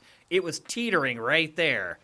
But I think it would need to just hit rock bottom before Microsoft decided it wasn't worth pursuing anymore. I think that if you follow like a lot of the big Xbox guys on YouTube, it seems like a lot of them are jumping ship. I don't know. I think they're starting to lose a lot of the hardcore with a lot of the decisions that they're making, putting everything everywhere, and it's possible. You really almost don't even need to buy an Xbox. No, why would you? It's like if you have a PC right now, why would you ever buy an Xbox? If you have a PC with a decent graphics card, why would you buy an Xbox? And you get this statement that they don't care, they want you to play their games everywhere, but their games aren't what make them the money. The 30% cut from Red Dead Redemption, Grand Theft Auto, Fortnite, that's what makes them their money. And you need an installed base for that to happen. And so if you're not selling those on an Xbox console, then you're not making all that money. Yeah, because you need an installed base so that you can sell enough so that you make money off the sales, but you also need an installed base so the third-party publishers will actually put their games on your platform. So it's a double-edged sword there that Microsoft is kind of dancing on right now. So, yeah, it's not looking good at this point. But, Jason, thank you so much for calling in, man. It was a great call. Oh, thanks. Have a good Saturday. You too. Bye. Take care. All right, before we move on, anyone else want to get in on Halo? Are we crazy? Are Jason and I nuts for not being fans or extreme fans of the last couple Halo games? Do you feel like they're going in the right direction? Do you think that this is just something that 343 needed to do? Hello and welcome to today's High Score. Who do we have on the phone? This is Vincent. Just let me get stuff set up. Vincent, what's going on, man? I'm good. Vincent, for those of you who don't know, works on Sifted. He handles a lot of the curating on the site. He also just cut together our top 10 most anticipated games of Gamescom 2019, which you can find right now on the homepage at Sifted. It'll be going up on our YouTube channel here probably on Monday, right before the show kicks off. But welcome to the show, Vincent. Yeah, so I'm not thinking about Halo specifically, but more about the big picture. Okay. Is this that big of a deal? I mean, for all I know, Halo Infinite might be close to done, and they're just holding it for Scarlet. It I could mean, be I like think it Breath is of the close to Wild. done, honestly. But I mean, like, it's basically done, and like, if they pushed it, they could release it this fall if they wanted to, but they want to hold it for Scarlet. Kind of like what they did for Breath of the Wild with the Wii U and the Switch. Yeah, I mean, I could see that. But I think one of the quotes that Microsoft kind of put out into the public was that they don't want to screw over people who bought Xbox One because they've been waiting for that game for a long time. So I don't know how that plays into your theory, but I mean, you're right. I mean, honestly, the game probably is mostly done, but I would argue that good games turn to great games or game of the year candidates in that last 10 months where everything is polished up. They really focus test the crap out of it. They really test the crap out of it. They iron out all the kinks. They find all the little bumps. You need a steady hand while you're doing that to pull the trigger because you're making decisions every day and multiple ones per day that could totally affect whether someone does or does not enjoy the game. Sure, but is that the creative director's job, or is that like a lead producer's job, who they said isn't leaving?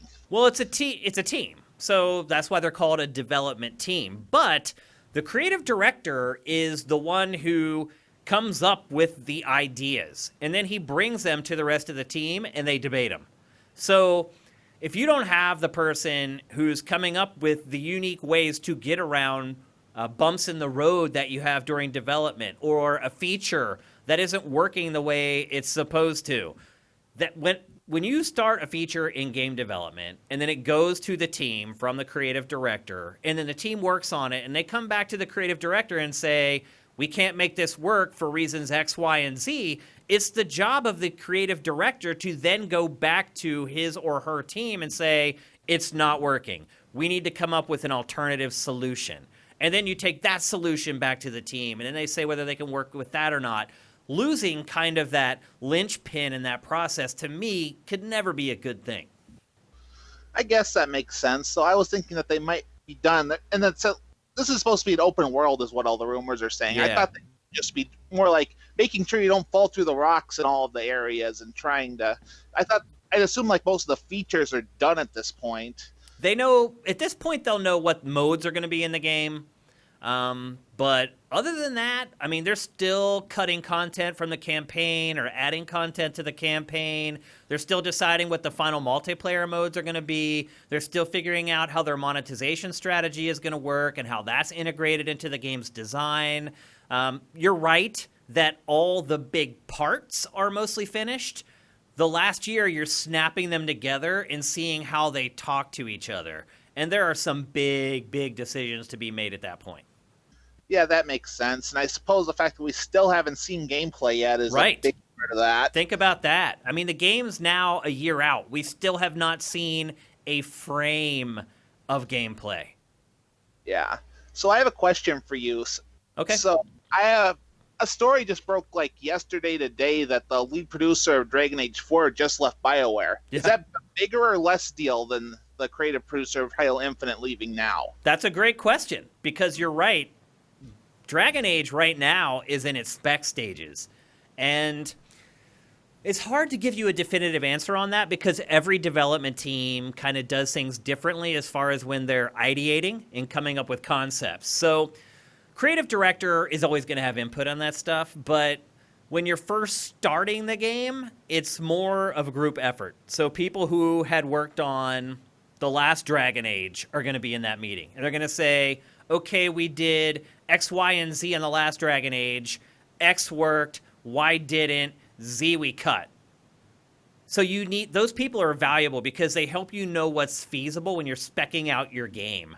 But when it comes time to start coming up with the new ideas and the new stuff that's going to be in the game that wasn't in the prior game, that's where your creative director is really important. So honestly, is it more important they're there in the beginning or the end? Man, probably the beginning, but not by that much, honestly. Okay. Yeah. Well, thanks, Vincent. That's a great call, man. You definitely brought up some angles that I hadn't thought of. So thanks for calling in. Yeah, good. Have fun. Have a good one, man. You too. All right. Okay, I'm willing to take one more call on Halo if you got it, but call in right now. If not, we're going to move on and we're going to talk about what probably will be the last topic of today's show. We're already at the 90-minute mark. This show just flies by. And like I said last week, I could sit here and talk to you guys about games all day long. And in fact, maybe someday that'll happen. We'll do some kind of a Patreon drive or something, and this will be part of it. I'll never do another Patreon drive where I just play games for 24 hours straight. Just looking at a screen and concentrating for that long, I think is what really crushed me by the end of it. So if we do another one, and it's possible that we're going to do another one, definitely before this year is up, because, you know, if things don't work out for Sifted, I'm not giving up until I do another Patreon drive. So if we do another one, it'll be broken up. Like maybe part of the marathon will be Game Face, part of it will be today's high score, part of it will be playing games live. It'll be a little more fun and exciting, and it'll switch up over the course of the marathon. Okay, so it looks like you guys are done. You said your piece on Halo. Let's move to the last topic of today's high score for this week, and that is early adoption. I hate being the early adopter. I always am. I'm always the person who buys stuff on day one. I'm always the guinea pig. I'm always the person who buys the stuff that breaks early or quickly and then get pissed off that other people buy the one that doesn't break. But this story relates specifically to Switch. So some of you guys watching probably don't know my whole history with the Switch, but I got a Switch from Nintendo before launch for coverage, which was amazing. Thank you, Nintendo. That was great. My Joy-Con did not work out of the box, one of my Joy-Cons. It just would not connect. And I just dealt with it for a really long time and was using like the Pro Controller. And then I finally got sick of it, and I sent it into Nintendo, and it turned out it was, in fact, defective. When I called Nintendo, they were like, well, it might be that you have a fish tank next to your con. They gave me all these lame excuses for what it might have been. I thought it was defective. They convinced me that it probably wasn't, is basically what happened. And then months went on, and I tried to like set it up where I knew there wasn't any interference, and it still wouldn't work, and I finally gave in and sent it in. They replaced it, I believe. I don't think they repaired my Joy-Con, but they did replace it for free, and I got a Joy-Con that worked. And then I started seeing all these stories about the drifting analog sticks on the Joy-Cons, and I was like, well, I didn't have that problem, but I had the other one. And then in the middle of playing Fire Emblem Three Houses, I started getting analog stick drift. And I started noticing it because I would have my thumb off the stick, and the cursor would start going up through the menus. And I was like, wait a minute, why is it moving? And in the time I've played Fire Emblem, it's now terrible. Literally, like it just holds up all the time now. So I'm gonna have to go through the process of replacing my Joy-Cons. And one thing that's great is Nintendo said that no matter when you got your Switch, you can send in your Joy-Con and get them replaced, which I am gonna do. This week, the story that kind of spurred this topic on for today's high score, Nintendo just released an updated model of Switch. And it's not that much different. It's kind of like the hardware revisions that they've done for PlayStation 4, where it maybe consumes a little less power, and maybe there's some slight buffs here and there. I think maybe the screen on the new Switch is a little bit better. It's made by like Sharp or something like that. And basically, if you have bought a Switch within the last month, Nintendo is willing to let you send in the old Switch you just bought to get the new model Switch. To which I say, hey, what about me?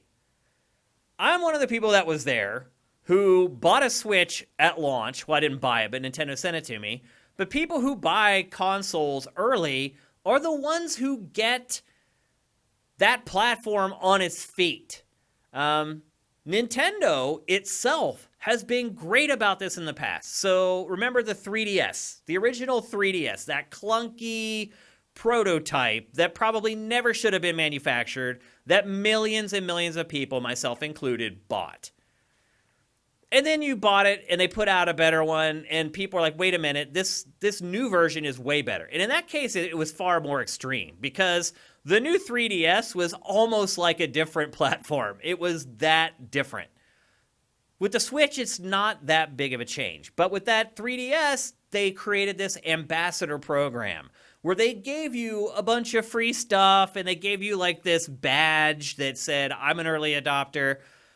Nothing like that has been suggested for Switch with this new model coming out. And to be perfectly honest with you, if Nintendo hadn't have said, we're going to replace people who have bought them in the last 30 days, I never would have even thought about it. But once it announced that, I was like, wait a minute, what about me? And look, there are, to be honest with you, would I even send it in?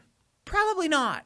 If they said, look, people who had got the launch units, we're already replacing your Joy-Cons, that's cool. If you want, you can send in your unit and we'll replace it with a new one. I probably wouldn't have even done it because it's the Switch that I have now, it's my Switch. It's like I have built a relationship with that Switch. And I do have some very light scratches on the screen from the dock. I don't care. I would keep my Switch. It's the lack of an offer that bothers me. The fact that Nintendo didn't even consider making the offer to me bothers me, even though I wouldn't take them up on it. And look, to be fair, I would say Nintendo has done a great job with Switch, just across the board. I have had Joy-Con problems since day one. I'm not going to really hold that against Nintendo, although I think you can hold the drifting analog stick problem against Nintendo at this point because it's such a widespread issue. But having a defective Joy-Con at launch, that was just bad luck. And I have plenty of that, as you guys know. That was just another one. But when you create a program for people who are just piling on, because that's what's happening at this point with Switch. Switch is already a massive runaway hit. There's no doubt about it. You helped them do it. I helped them do it. If I didn't help them buying a console, but I bought software at launch, we're the people that got Nintendo back on its feet after the Wii U debacle. And it's just odd to me that Nintendo would look at the 3DS situation and say, you know what, this is a case where we should reward our most dedicated fans. But then with the Switch, which is its biggest hit since, I don't even know when, since the Wii, it's not willing to work with its biggest fans to help them out. That seems a little weird to me. Am I exaggerating here? Am I blowing things out of proportion? Let me know. Would you, if Nintendo offered, would you send in your Switch and get it replaced? Like I said, mine has the scratches on the screen from the dock, on the edges. I've had tons of problems with the Joy-Cons. I would not send mine in because I love my Switch. This Switch has gone with me on flights all over the country. We've had some good times together. No, seriously though, I'm weird. Like I do build like relationships with my hardware. And I will say this, even after like 5 or 6 years, I still don't feel like I have that with Xbox One. I still don't feel that way. So what do you guys think? Am I overreacting here? Am I being crazy? If Nintendo did offer this to you, would you even send your Switch back for the new, slightly better screen that doesn't suck quite as much power?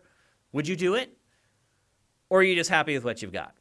That's kind of my case. It's the gesture, I think, more importantly, that's kind of bothering me and putting me off. Or am I just nuts? Am I overreacting?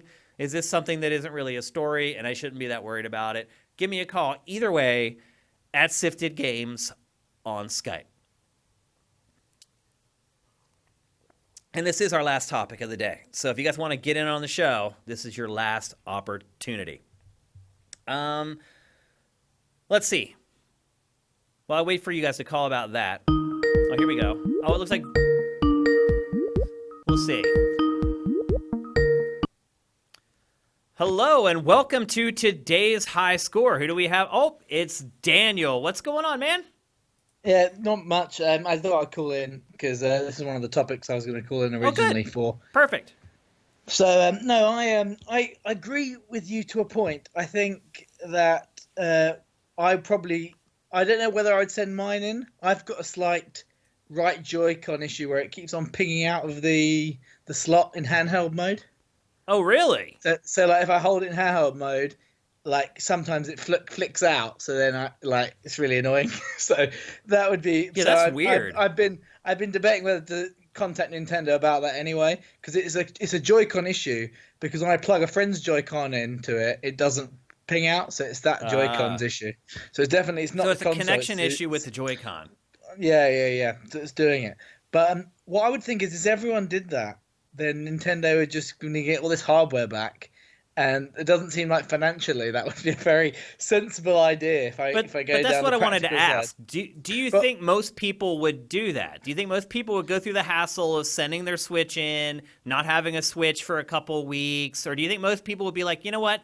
I appreciate you offering, Nintendo, but no thanks. But awesome of you to offer. I don't think I would send mine in. I think it would have been a bit weird if they had. I think what they're doing is because they've announced this new one and they feel like they haven't given people notice. They feel bad being given them 4 months because they've waited this long to jump in. What I would do is they should have offered everyone, if they couldn't offer a free Switch for everyone who was previous before that, a discount, and say if you trade yours in, you'll get a new one for a discounted if you wanted to. It's not really it's a very minor upgrade, so why would you do that? But I feel like that kind of offer would probably be wiser, and I think maybe people would do it. And I think that way then they're not upsetting people by not offering it, if that makes sense. Yeah, I think what was good about the way they handled that 3DS ambassador program was that you didn't really have to do anything. Nintendo just recognized from your account that you had bought the OG 3DS, and it basically just sent you cool stuff through your account. Yeah. And so you didn't have to actually do anything for them to reward you for being loyal. Mm. Yeah, no, I think it's a tricky one, because you can go down the line there. You give everyone who signed up day one a free upgrade, but then what happens to the people between day one install and I think it's the 18th of July? What about those middle people who jumped in the between time? So it gets to a very weird situation of you either give it to everyone, which I don't think any company in their right mind would do in the off chance of everyone trading it in, or you just do this and upset. I think maybe you should offer them something else to appease them for being upset. I don't know. Daniel, what do you think we can do to reward the people who build platforms? If you're an early adopter, I mean, you're probably usually an early adopter. Do you feel like you get burned a lot as somebody who buys stuff early? I think, yeah, you do get. I didn't actually buy the Switch early because I was concerned about being stung, like you just said. So it put me off because I was like, so are you at a point in your life where you try not to be the early adopter now? But I would, PlayStation 5, I'll buy day one. No matter what. No matter what, because and this sounds a bit weird, but things that Sony have messed up on, and then not recently, but when they first had a few issues at the beginning of the PlayStation 4's lifeline, they gave me a lot back in return when they did make mistakes. So I feel like I've got that trust that if it's buggered, then hopefully I'll be sorted out. But that is a risk you take, I suppose, which is sad that you have to be in that boat and take that risk as an early adopter, when I think actually you're right, you should be awarded. I think there should be a scheme with Nintendo that once you've every year anniversary, because I'll know when you've signed up or you've bought it, whatever, then you'll get more discounts of certain things, or maybe games that have been out for longer or things, because Nintendo never discount anything really. They're starting to do a little bit more on their stores, but generally so they don't really discount. So there could be something they could do, or any company really, to keep you in that wanting to jump in day one. Because you're right, if people don't jump in day one, then other things get lost. Nothing happens after that. Nothing happens. You have exactly. Nothing. You don't have that person that just bought a Switch 2 weeks ago if you and I aren't buying them 3 years earlier. It just simply doesn't happen. But you do bring up a really good point, man, which is, you know what? Maybe they don't replace everyone's Switch, but maybe they find something else to give us. Maybe they give us like a free 4 months of Nintendo Online. Doesn't matter to me because I already paid for it. But for some people it might. They're like, oh, wow, I can play Smash Online for free for 4 months. I mean, there's other things Nintendo can do to keep me from getting so pissed off. Because, I mean, honestly, what if they just gave us like a free NES game that we could just keep forever? Like even something like that, I think sometimes it's more about the gesture than the actual item. Yeah, agreed. It is a gesture. But what I would say is, I think now this is the first time you can say this, because Nintendo's library is actually so good now with like first party. They could even offer you in like maybe not now, but in a year's time, they could offer you a first year launch game. True. One game from the first year of launch. Mario, because let you choose between like Mario or Zelda or something. Yeah, exactly. Because you've been there for so long. If you don't already own it, there you go. A lot of people say I own both, but at least the gesture's there. Yeah, and I think that's really what bothers me, is that we're like the forgotten people, but to me, we should be like the most important people to these companies. The other thing too is that games are very unique in that, I mean, you buy a TV. If you want, they don't just like upgrade that same TV. They put out a new model of television. So games are kind of an anomaly where you buy this thing and it's the same thing, but it's better all of a sudden. It doesn't really happen with a lot of other products. So it's hard to kind of draw parallels or comparisons from other parts of my life as a consumer to apply to this. Yeah, it's a weird one, really. I think you're right. It is weird. You do feel like you get penalized. Yeah, but I think for being the good guy.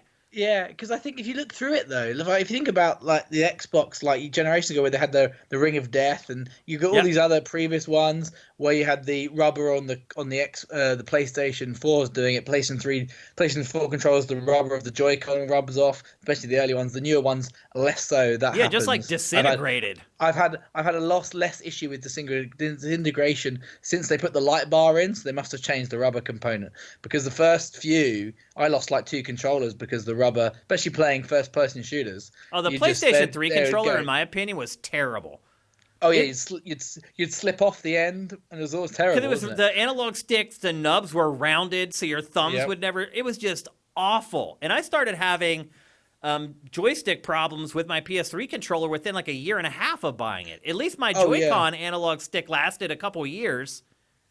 Yeah, I found though with my Joy-Cons, I play as I think we've talked about before. I'm really weird. I play most of my games handheld, and I have found the joysticks on the Joy-Cons getting a bit weird now, just because of they haven't started drifting, but I think it's getting there. I wouldn't be surprised if they start drifting soon, just because you can kind of feel them and they just feel they don't feel as like, it's not stiff, but as like the movement, they're a bit slippier than they used to be, if you know what I mean. They're moving a bit more freely than I would like. They're a bit more, yeah. So I've got an issue. That's going to be an issue, I think. And I just think Nintendo, they need to help us out, because why am I paying 70 quid or 60 quid or $70 for a new set? I know they give them for free, but like when I can go and buy a PlayStation 4 controller on a sale for like 30 quid, so it's madness. How much are Switch games in Europe for you? So a Switch game anywhere between, I think I got Odyssey for £42. Okay. So about it $50. Actually, you're basically paying around the same as we do. Yeah, so I play Switch games generally. Like, I haven't bought any Switch games that have been more expensive than a PlayStation 4 game, if that makes sense. It does. Like, I've always, so yeah, I've been quite fortunate, but I would just shop around for that. I won't. But I can, because the cart issue everyone's talking about for me hasn't been a problem. But then I haven't bought any games where they've had to use the bigger cart, I suppose, or if they have, I haven't been penalised for price because I bought it later or whatever else. So, but no, yeah, it's about the same price. But I don't know how that's going to continue, the same price. Like, it's amazing that video games haven't gone more expensive, I don't think, really, in the grand schemes for me. It's really crazy. From PlayStation 3 to PlayStation 4. When you think of the technology on them and the storage now, like with the cost Red Dead of Redemption. development, the cost of goods. It's insane how much more expensive it is to make games now. It's such a bigger risk. I mean, even if you look at how much it costs to develop an Atari 2600 game, and then you adjust that cost for inflation, current game development is just miles more expensive than it used to be. It's not even in the same galaxy. Yeah. But then you can see why Ubisoft, I know you talked about it, and it's slightly going off topic, but you see why Ubisoft make games the way they do, where they have people just designing assets for that thing, and then they bring it all together. Because then they can release so many more games a year, and so then that kind of justifies all those studios. Now, my final question for you is, yeah, based on this, or maybe not just on this, but on your life experiences, are you going to be less likely to be an early adopter of electronics in the future? No.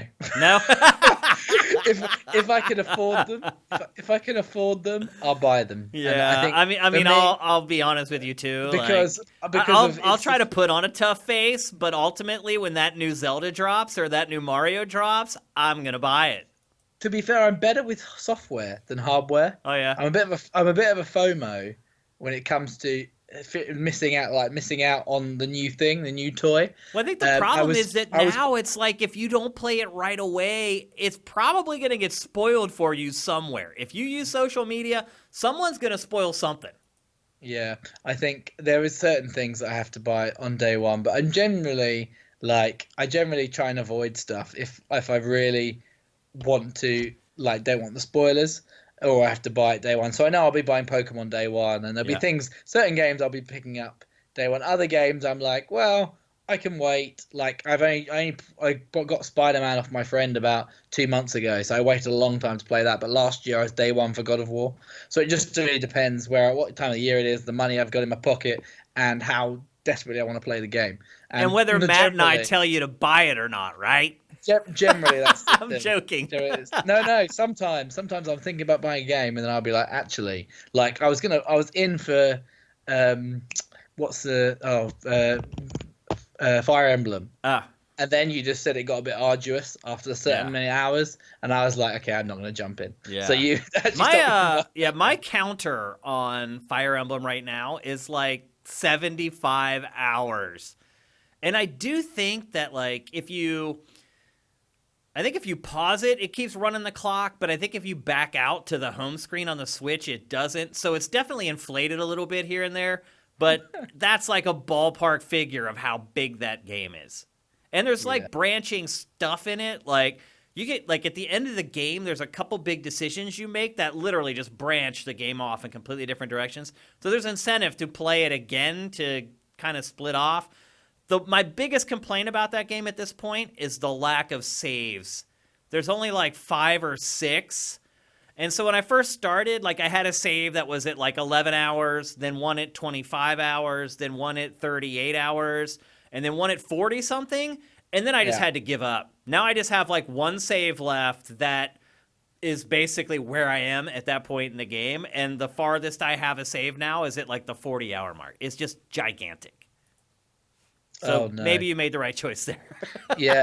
That's weird for me because recently I have had 2 game-ending bugs on the 2 games I've recently played. Oh, no. And I've been gutted. That's the worst. That is the worst. Cadence of Hyrule, I beat all 4 bosses and went to the final castle, and the instrument won't play. I've watched loads of walkthroughs, just won't happen. So I'm like, I'm not playing this again. Hey, so while you were playing that, did you ever have a point where the game told you, you can't finish this level now, and it just sent you back to your last save point?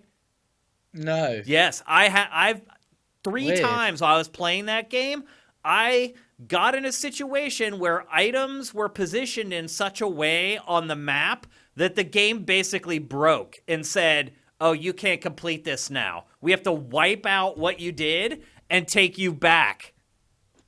Yeah, so whatever I've done, I'm stuck at the gates, and the force field won't come down, and I've got the items I need to open it. I've read loads of stuff. It's just a glitch. Said, no, you're good to go. It's a glitch. And then the other game was the mutant one, Road to Eden. Mutant Year Zero. Mutant Zero. Yeah, so beat the last That's like boss. Howard the Duck crossed with XCOM, right? Yeah. I'm a big XCOM fan, so it was fun. But yeah, I got to the last thing where you're supposed to get on this lift, and it triggered the sequence, and then my game crashed. I loaded it back up, and now it won't let me trigger the lift. So I'm just stuck there. And I looked at my game save, and that was one time I didn't save regularly, stupidly. I looked at my game save, and it was 10 hours earlier. Oh, and I was like, balls. Not going back. That's it. Yeah. Unless they issue some kind of a patch that fix it, you're done. Yeah. You're done. So I'm like, but anyway. But no, I do agree with you. I think early adopters do get screwed a little bit. but I think they kind of play on your intrigue of wanting to be there day one. Yeah, FOMO. And wanting to play that FOMO. But I think what Nintendo did really well, and I know we're upset with him now for this thing, but actually by replacing the Joy-Cons, because some companies wouldn't have done that, and that would have completely destroyed it. It would have got at least a lot of even the things where people said Joy-Cons weren't working. The positive side was, you can send them off and get new ones. Honestly, Like, I think Nintendo in have been on it 2019 from day they one. did have to replace the Joy-Cons. Like they could have 100%. gotten away with that back in like the N64 era where the Yep. analog sticks were getting ground into dust, and they did get away with it. But in 2019 with social media the way it is, like you can't get away with that crap anymore, man. Like someone's going to call you out. There's going to be a class action lawsuit. There's going to be some stupid list for people to sign. Like it's just the way things are. Like you can't really get away with screwing over the consumer that bad, but they can get away with this. Yeah, and also Nintendo couldn't afford for the Switch to flop. Nope. And I think Well, it can. Honestly, I think Nintendo could afford for like true. 2 or 3 console generations to flop. That's how True. much money it has. That's how much Well, cash it has. Well, Reserves. I think they definitely can now. Yeah. I think. No, even with before the that, they success still had all of that money Switch- from the I Wii. know. They have a The Wii huge was- amount. Not The just Wii was a ridiculous. ridiculous. situation. I mean, they have Yeah. a pile of Big enough. cash. People, you can't even fathom it. Nintendo's good. No. It's not going anywhere. But Daniel, thank you for calling in. You're going to end up being No our worries. last call on this episode of Today's High Score. We started out a little slow, but y'all rallied in the end. So thank you. Thanks for being a part of the show, Daniel. Have a great No worries. Saturday, man. You too, man. Cheers. Take care. Bye. All right. That's it for another episode of Today's High Score here on Sifted Games at sifted.net. If you came in late, we start the show every Saturday at 2 p.m. Pacific. We actually promoted this show out to all of our channels this time. We went on our YouTube channel and told people to come and join us. We went on our Patreon, on Sifted, all social media. So we're trying to get a big audience build up for this. I know a lot of people watch the show the first time and don't participate. But I think as you watch the show, you understand that we're going to treat you with kids' gloves. We're going to take care of you once you get on the show. So I hope some of you who sat and watched this week will get Skype set up and maybe a camera. Don't have to have a camera, but maybe a camera to come on the show next week. A couple notes before I go and finally have my one day off for the whole week. Gamescom kicks off on Monday. Our Gamescom hub is live already. Our top 10 most anticipated games of Gamescom is live already to get you hyped up for the show. Matt and I will be here on this very spot for Game Face on Tuesday, and that is at 1 p.m. Pacific, 4 p.m. Eastern on Tuesday. So some of you who maybe stumbled onto Today's High Score will join us for our flagship show on Tuesday. If not, as always, it will be archived for you to watch whenever you want. So thanks again for all of you who participated. Had a couple new callers this week, which was great. Had great discussion as usual. We'll see you back here next Saturday at 2 p.m. Pacific. Have a great weekend.